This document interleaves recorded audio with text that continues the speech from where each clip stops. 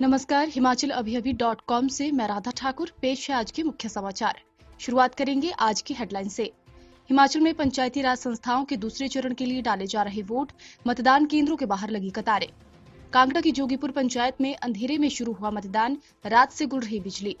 केंद्रीय वित्त राज्य मंत्री अनुराग ठाकुर बोले, विपक्ष का काम हर मुद्दे पर राजनीति करना है। केंद्र का बड़ा फैसला, अब पराक्रम दिवस के रूप में मनाया जाएगा नेताजी सुभाष चंद्र बोस का जन्मदिन। सुप्रीम कोर्ट की ओर से गठित कमेटी की पहली बैठक शुरू, सिंघू बॉर्डर पहुंची दिल्ली यूपी पुलिस। गुजरात में फुटपाथ पर सो रहे मजदूरों को ट्रक ने कुचला, 15 की मौत, 3 की हालत गंभीर। पद्म विभूषण से सम्मानित डॉक्टर वी शांता का निधन, प्रधानमंत्री नरेंद्र मोदी ने जताया शोक। अब समाचार विस्तार से। आपके स्वास्थ्य का प्रहरी, श्री बालाजी हॉस्पिटल, कांगड़ा, हिमाचल। हिमाचल में पंचायती राज संस्थाओं के चुनाव के दूसरे चरण के लिए आज वोट डाले जा रहे हैं। मतदान सुबह 8 बजे से शुरू हुआ, जो शाम 4 बजे तक चलेगा। कोरोना संक्रमित और होम क्वारंटाइन 4 बजे के बाद मतदान कर सकेंगे।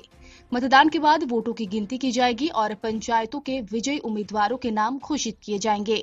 दूसरे चरण में आज 1208 पंचायतों में चुनाव हो रहा है।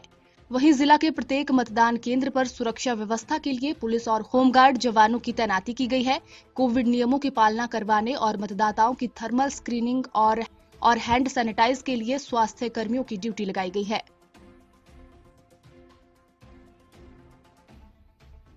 हिमाचल प्रदेश में आज पंचायती राज संस्थाओं के लिए दूसरे चरण का मतदान हो रहा है। कांगड़ा शहर से सटी जोगीपुर पंचायत में मतदान अंधेरे में शुरू हुआ। इस इलाके में आधी रात 1:30 बजे से बिजली गुल है। सुबह 8 बजे जब मतदान शुरू हुआ तो सारा काम अंधेरे में निपटाया गया। अभी तक भी यहां पर बिजली नहीं आई है और लोगों ने सुबह अंधेरे में ही वोट डाले। लोगों का कहना है कि रात से ही आसपास के इलाके में बिजली नहीं है और 10 बज जाने के बाद भी बिजली नहीं आई। केंद्रीय वित्त राज्य मंत्री अनुराग ठाकुर ने कहा कि विपक्ष का काम हर मुद्दे पर राजनीति करना रहा है, लेकिन देश के प्रधानमंत्री नरेंद्र मोदी ने राष्ट्रहित को सर्वोपरि रखकर काम किया है। हमीरपुर जिला में अपने निवास स्थान समीरपुर में लोगों की जन समस्याओं को सुनने के बाद उन्होंने कहा कि कोरोना वैक्सीन पूरी तरह से सुरक्षित है और देश के बड़े नामी लोगों ने पहले दिन वैक्सीन टीका लगाने के लिए पहल की है। वहीं अनुराग ठाकुर ने हमीरपुर ऊना रेलवे लाइन पर हो रही देरी पर कहा कि रेलवे विभाग और राज्य सरकार के बीच बात है और कुछ मुद्दों पर चर्चा कर उनके हल निकालने के बाद ही रेल लाइन पर आगे बढ़ाया जाएगा। कोरोना वैक्सीन पर विपक्ष की टिप्पणियों पर अनुराग ठाकुर ने कहा कि कोरोना वैक्सीन पर कुछ लोग राजनीति कर रहे हैं, लेकिन प्रधानमंत्री नरेंद्र मोदी के द्वारा लोगों को सुरक्षित करने के लिए कोरोना वैक्सीनेशन शुरू किया गया है। केंद्र सरकार ने मंगलवार को महान स्वतंत्रता सेनानी और आजाद हिंद फौज के संस्थापक नेताजी सुभाष चंद्र बोस का जन्मदिन मनाने का फैसला किया है। सरकार अब हर साल 23 जनवरी को नेताजी सुभाष चंद्र बोस के जन्मदिन को पराक्रम दिवस के तौर पर मनाएगी। ये जानकारी केंद्रीय संस्कृति मंत्रालय ने दी है। बता दें कि इस साल नेताजी की 125वीं जयंती मनाई जाएगी।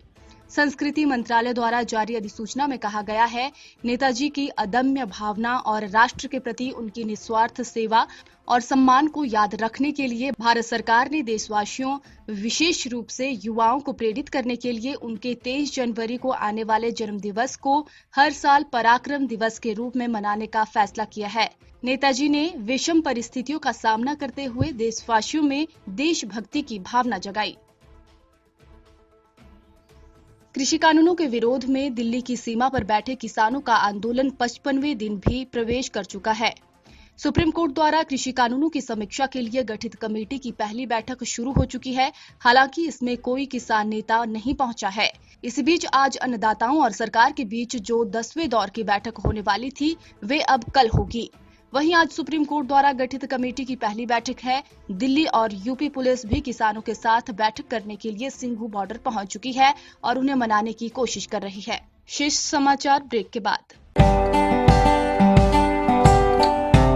Shri Balaji multi speciality hospital Kangra, जहां आपको एक ही छत के नीचे मिले बेहतरीन चिकित्सा सुविधाएं, cardiology, laparoscopic, general surgery, neuro surgery, orthopaedics, paediatric, radio diagnosis, urology, gastroenterology, ophthalmology, pathology, medicine, anaesthesia और डेंटल जैसी अत्याधुनिक और बेहतरीन चिकित्सा सुविधाएं, 24 घंटे इमरजेंसी सुविधा, 9 बेड के साथ critical care unit, cardiac monitor और डिफिब्रिलेटर्स, सेंट्रल ऑक्सीजन लाइन और वेंटिलेटर सुविधा। हिमाचल प्रदेश के सबसे बड़े निजी स्वास्थ्य सेवा प्रदाताओं में से एक Shri Balaji multi speciality hospital Kangra राष्ट्रीय स्वास्थ्य बीमा योजना के साथ सूचीबद्ध Shri Balaji multi speciality hospital Kangra BPL परिवारों के लिए अस्पताल में कैशलेस भर्ती होने के साथ ही ईसीएच की भी सुविधा।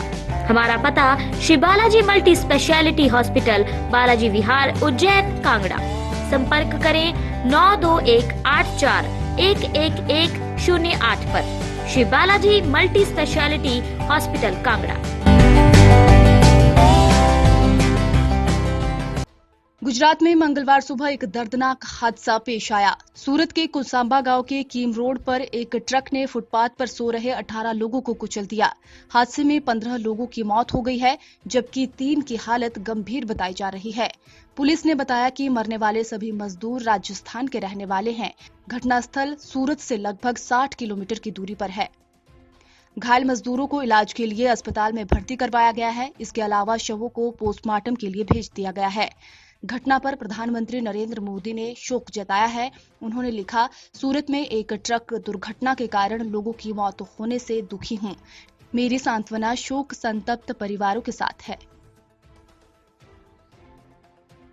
अद्यार कैंसर संस्थान की वरिष्ठ ऑन्कोलॉजिस्ट और अध्यक्षा डॉक्टर वी शांता का मंगलवार सुबह निधन हो गया। वे 93 साल की थी। उन्हें 2005 में रेमन मैग्सेसे पुरस्कार दिया गया था। वहीं भारत सरकार ने 2015 में उन्हें पद्म विभूषण से सम्मानित किया था।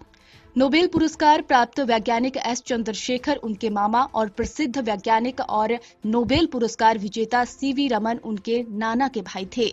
डॉक्टर शांता के निधन पर प्रधानमंत्री नरेंद्र मोदी ने दुख जताया है। सोमवार रात को लगभग 9 बजे सीने में दर्द की शिकायत के बाद डॉक्टर शांता को निजी अस्पताल में ले जाया गया।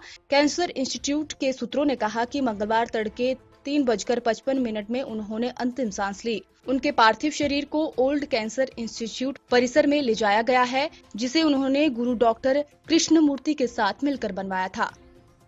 फिलहाल के लिए खबरों में इतना ही। आप बने रहिए हिमाचल अभी के साथ। नमस्कार।